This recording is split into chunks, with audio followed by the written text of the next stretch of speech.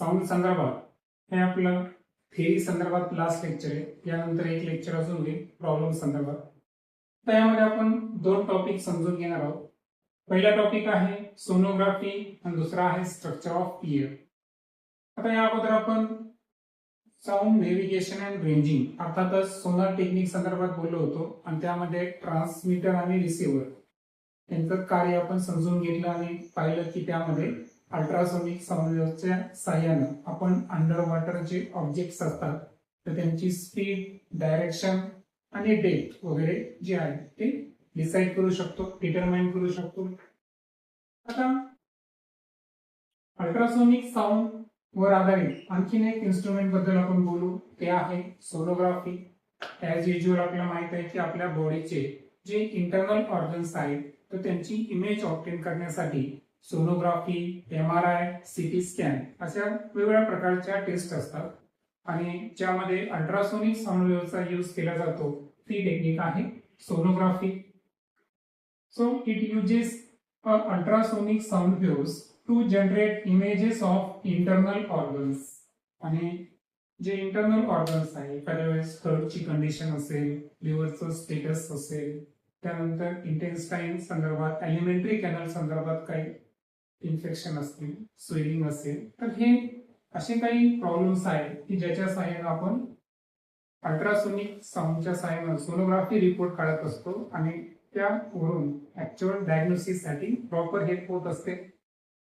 आता या टेक्निक मध्ये होतं काय, तर सपोज माझ्या हार्टची सोनोग्राफी करायची आहे तर अशा वेळेस हार्टवर या ठिकाणी प्रोब जे आहे हा प्रोब या ठिकाणी प्लेस केला जातो.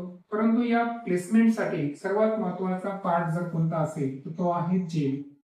कारण आपल्या बॉडीची जी स्किन आहे आणि जे प्रोब आहे तर या प्रोबचा दोन्हीचा प्रॉपर कॉन्टॅक्ट जो आहे तो मेंटेन करण्याचं काम या ठिकाणी हे जेल करत असतं. दॅट्स व्हाय जेव्हा आपण सोनोग्राफी रिपोर्ट काढायला जातो तर जसं की एक्झाम्पल मी माझ्या हार्टचं घेतलं तर हार्टच्या समोरच्या सरफेसवर जेल स्प्रेड केला जाईल आणि त्यावर जो प्रोब आहे तो प्लेस केला जाईल. कारण प्रोब आणि स्किन याचा प्रॉपर कॉन्टॅक्ट येण्यासाठी त्या ठिकाणी जेल महत्वाचा आहे. त्यानंतर हा जो प्रोब आहे तर हा प्रोब ड्यूल काम करतो का, कारण आपण पाहिलं होतं सोनारमध्ये की जेव्हा शिपवर आपण ट्रान्समीटर आणि रिसिव्हर पाहिलं तर जी ट्रान्समिटेड वेव्ह होती आणि रिफ्लेक्टेड साऊंड वेव्ह तर या दोन्हीसाठी वेगवेगळे इन्स्ट्रुमेंट होते. मात्र इथं जर पाहिलं तर हे दोन्ही प्रकारचं काम प्रूव्ह करतो. म्हणजे अल्ट्रासोनिक जी साऊंड वेव्ह आहे हाय फ्रिक्वेन्सीची ती ट्रान्समिट अर्थातच जनरेट करण्याचं काम आणि त्याला त्या इंटरनल ऑर्गन पासून ती वेव्ह रिफ्लेक्ट होऊन जी या ठिकाणी रिफ्लेक्टेड साऊंड वेव्ह आहे त्याला सुद्धा कलेक्ट करण्याचं काम प्रोब करतो. सो प्रोबचं ड्यूल काम आहे, म्हणजे सो तो ट्रान्समीटर पण आहे आणि रिसिव्हर सुद्धा आहे. दॅट्स वाय प्रोबचं काम जे आहे हे ड्यूल फंक्शन आहे. म्हणजे साऊंड वेव्हला तो ट्रान्समिट पण करायला आणि कलेक्ट पण करतो रिफ्लेक्टेड साऊंड वेव्हला. That's why it transmit high frequency ultrasonic sound wave. Another function is collect the reflected sound wave. कारण रिफ्लेक्टेड साऊंड वेव्ह वरून त्यानंतर प्रॉपर जे इमेजेस आहेत ते ऑब्टेन केले जातात. देन हा डाटा जो आहे प्रोब कडे कलेक्ट झालेला डाटा हा कॉम्प्युटरकडे फीड करण्यात येतो. त्या ठिकाणी आपल्या बॉडीचे जे इंटरनल ऑर्गन्स आहेत त्यांचे प्रॉपर इमेजेस हे जनरेट केले जातात. सो अशा पद्धतीची ही सोनोग्राफी टेक्निक आहे. परंतु मध्यंतरीच्या काही काळामध्ये जर पाहिलं आपण तर या टेक्निकचा थोडासा गैरवापर झालेला आहे आणि हा होऊ नये, त्याचा मिसयूज होऊ नये टेक्नॉलॉजीचा. आणि स्पेशली जर पाहिलं आपण तर आपल्या फेसबुकमध्ये सुद्धा बेटी बचाव ही एक मोहीम आपल्याला दिलेली आहे आणि त्या अंतर्गत जे जेंडर आहे हे डिटेक्ट करणं हे सोनोग्राफीनं शक्य असतं, पण ऍक्च्युअल हा त्याचा मिसयूज झालेला आहे. आणि हा मिसयूज होऊ नये म्हणून जे फिमेल फर्टिसाइड आहे तर या केसेस खूप वाढल्या होत्या आणि दॅट्स वाय आज जर पाहिलं आपण तर हा जो एक एक कॉग्निझेबल ऑफेन्स आहे आणि यासाठी जी प्रीनेटल टेस्ट असते त्या संदर्भातला जो ऍक्ट आहे तो ऍक्ट आहे PNDT ऍक्ट.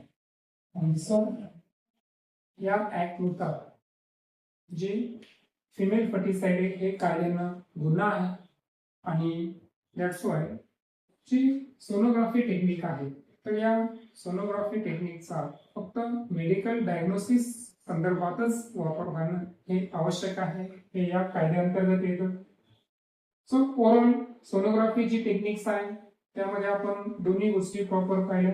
एक जेल ज्याचं महत्वाचं काम आहे, कारण प्रोबचं जर प्रॉपर कॉन्टॅक्ट होत नसेल तर इमेजेस हे प्रॉपर ऑप्टेन होणार नाही. त्यामुळं प्रॉपर इमेज साठी फर्स्ट ऑफ ऑल स्किन आणि प्रोबचा प्रॉपर कॉन्टॅक्ट हे महत्वाचं आहे, जे की जेल करतो. आणि त्यानंतर अल्ट्रासोनिक जे साऊंड वेव्हज आहेत हाय फ्रिक्वेन्सीच्या त्या ट्रान्समिट आणि रिफ्लेक्टेड साऊंड वेव्ह कलेक्ट असं ड्युअल फंक्शन प्रोबचं आहे. फर्दर इंटरनल ऑर्गनचे इमेजेस हे कॉम्प्युटरद्वारे इलेक्ट्रिक सिग्नल मध्ये कन्वर्ट करून ऑब्टेन केल्या जातात. त्यानंतर बोलू आपण स्ट्रक्चर ऑफ इयर संदर्भात. आता इयर हा नुसता सेन्सरी ऑर्गन्स नाही, हिअरिंग सेन्स जे आहे तर त्यापुरतं नाही तर आपल्या बॉडीचं बॅलन्स करण्याचं काम हे इयर करत असतो. आता स्ट्रक्चर ऑफ इयर्स थोड्या वेळाने आपण एका फिगरच्या साहाय्याने स्टडी करणारच आहोत, पण सध्या जनरल इन्फॉर्मेशन आपण समजून घेऊ की त्याचे 3 मुख्य पार्ट्स असतात. एक आहे आउटर इयर ज्याला आपण पिन्ना म्हणतो, दुसरा पोर्शन आहे मिडल इयर आणि त्यानंतर आहे इनर इयर. आता आउटर इयर मध्ये मेजर पार्ट आहे पिन्ना, मिडल इयर मध्ये मेजर पार्ट आहे इयर ड्रम आणि इनर इयर मध्ये मेजर पार्ट आहे कॉक्लियर. ओके, सो एक एक आपण समजून घेऊ. आता हे जे आउटर इयर आहे ना त्याचं काम आहे जे साऊंड वेव्स आहेत त्याला मॅक्झिमम कलेक्ट करणे, म्हणजे फनेल सारखं काम या ठिकाणी इयर करत असतात. इयरचा जो पिन्ना पोर्शन आहे ऍक्च्युअल हा आपल्याला जो बाहेरून दिसतो तर ऍक्च्युअली हे काही ऐकण्यासाठी नाहीये, तर ऍक्च्युअल हा पोर्शन जो आहे कानाचा हे मॅक्झिमम साऊंड कलेक्ट करण्यासाठी. सो एक्सटर्नल इयरला आपण पिना म्हणायचं. आता तिथून जर पाहिलं आपण तर आपल्याला मिडल इयर पर्यंत जाईपर्यंत त्या ठिकाणी 2 मुख्य पार्ट आहे. एक आहे ऑडिटरी कॅनल, एक आहे टिम्पॅनिक कॅव्हिटी. ओके, सो हे जे साऊंड वेव्हज आहेत हे मिडल इयर पर्यंत पास होताना हे ऍक्च्युअल एका नलिकेमधून जातात आणि त्या नलिकेला आपण ऑडिटरी कॅनल म्हणायचं आणि त्यामध्ये असणारी जी प्रेझेंट असणारी कॅव्हिटी आहे ती आहे टिम्पॅनिक कॅव्हिटी. ओके, सो टिम्पॅनिक कॅव्हिटी मधून साऊंड जो आहे हा या ऑडिटरी कॅनल कुठपर्यंत पास होतो, मिडल इयर अर्थातच इयर ड्रम पर्यंत. आता जसं की आपण पाहिलं की साऊंड हे लॉन्जिट्युडनल वेव्हज आहे, यामध्ये अल्टरनेट कॉम्प्रेशन अँड रेअरफॅक्शनची निर्मिती होते. हाय डेन्सिटी पोर्शन जो आहे तर त्याला म्हणतो आपण हाय प्रेशर पोर्शनला कॉम्प्रेशन, आणि जिथं लो प्रेशर असतो जो पार्टिकल्स एकमेकांपासून लार्ज डिस्टन्सला असतात त्याला आपण रेअरफॅक्शन म्हणतो. आता हे अल्टरनेट कॉम्प्रेशन अँड रेअरफॅक्शनचा संबंध हे इयर ड्रमच्या व्हायब्रेशनशी रिलेटेड आहे. जेव्हाही व्होकल कॉर्ड मधून साऊंड हे पास होतात आणि व्होकल कॉर्ड मधून पास झाल्यानंतर हे आपल्या कानापर्यंत जे आपल्याला ऐकू येतात तर यांचं जे ऍक्च्युअल पार्टिकलचं व्हायब्रेशन्स हे महत्वाचं, कारण आपण पाहिलंय की साऊंड निर्माण होण्यासाठी हे वस्तूचं कंपन अर्थातच व्हायब्रेशन निर्माण होणे खूप महत्वाचं असतं. तर तोच पोर्शन आपण इथे लक्षात ठेवायचा आहे की ऍक्च्युअल आता पिनानं कलेक्ट केलेले साऊंड कुठपर्यंत पोहोचले, इयर ड्रम पर्यंत पोहोचले. इयर ड्रम जो आहे ना हा ऍक्च्युअल एक थिन मेम्ब्रेन आहे, एक पातळ असा पडदा आहे की ज्याचा ऍक्च्युअल इथं पाहिलं तर sound waves causes it's vibration, म्हणजे जे साऊंड वेव्स आहेत ध्वनीच्या ज्या लहरी आहेत ते ऑडिटरी कॅनलच्या थ्रू इयर ड्रम्स पर्यंत पोहोचतात आणि त्या ठिकाणी इयर ड्रमचं होतं व्हायब्रेशन. पण हे व्हायब्रेशन 2 पद्धतीचं होतं. एक, हे व्हायब्रेशन होण्यामागचं कारण काय, तर जो इयर ड्रम आहे ना तो थोडासा आत ढकलल्या जाणे आणि थोडासा बाहेर ओढल्या जाणे, म्हणजे पुश अँड पुल हे 2 प्रोसेस होत असतात.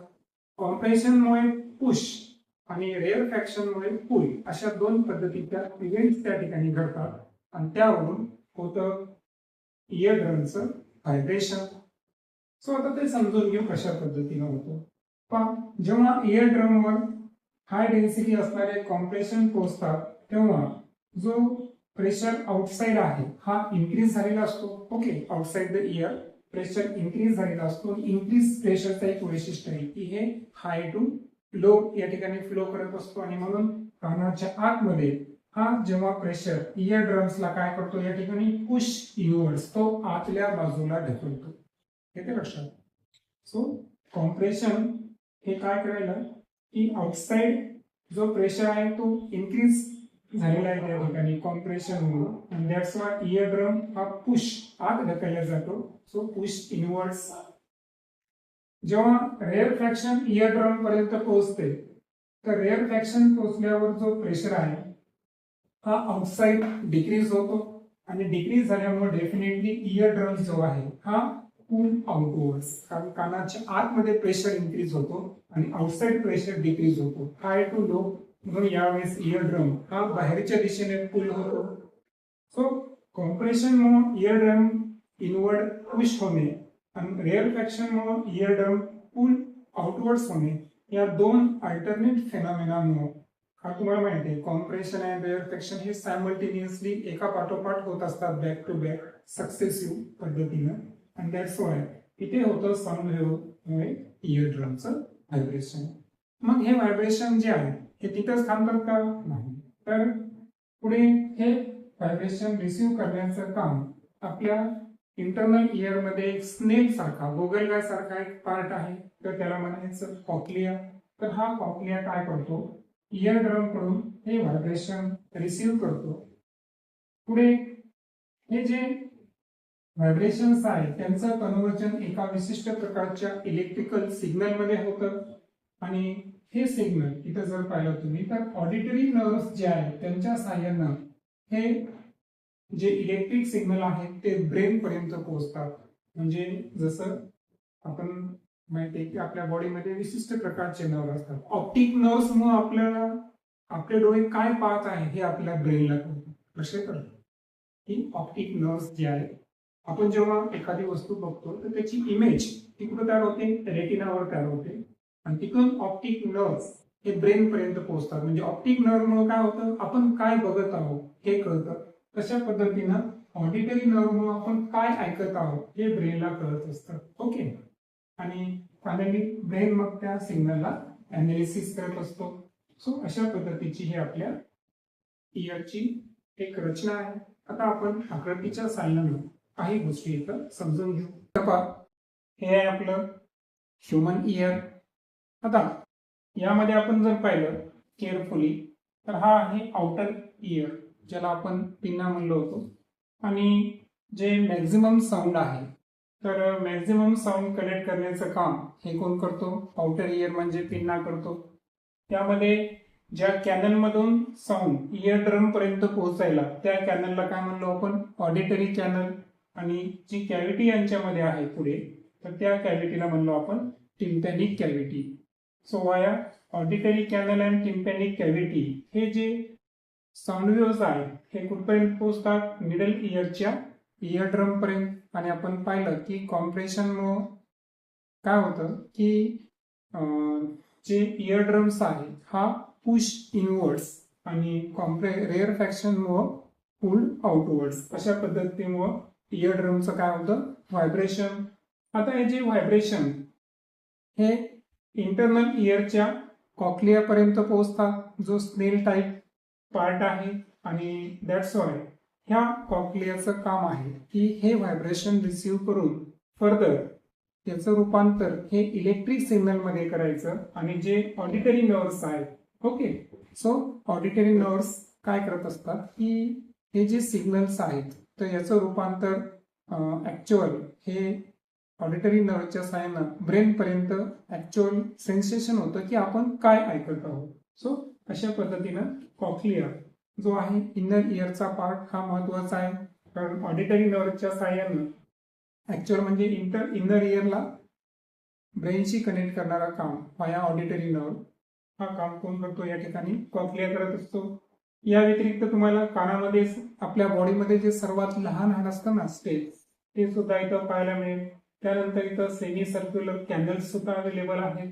त्यानंतर चेन ऑफ 3 ऑसिकल बोन्स हे सुद्धा एक एक्सेस इन्फॉर्मेशन आपल्याला फिगरमध्ये दिलेली आहे. सो लक्षात ठेवायचं की जे साऊंड वेव्हज आहेत हे सर्वात अगोदर कुठे हिट करतील, पिनाला कलेक्ट. त्यानंतर व्हाया ऑडिटरी कॅनल हे कुठपर्यंत पोहोचायला या ठिकाणी वाटलंच मी तर कलर चेंज करतो. ओके, सो हे कुठपर्यंत पोहोचतात, इयर ड्रम पर्यंत. हे जे इयर ड्रम आहे याचं होतं व्हायब्रेशन. हे व्हायब्रेशन कुठपर्यंत चाललं, कॉक्लिया पर्यंत. आणि कॉक्लिया जो आहे तर हा इनर इयर ला ऍक्च्युअल कनेक्ट करत असतो कशाला, ब्रेनला. आणि दॅट्स वाय हे जे व्हायब्रेशन्स आहे याचं रूपांतर इलेक्ट्रिकल सिग्नल मध्ये कन्वर्ट करून त्याचं अनालिसिस फर्दर ब्रेन करत असतो. तर अशा पद्धतीची ही रचना ह्युमन इयरची आहे. ओके.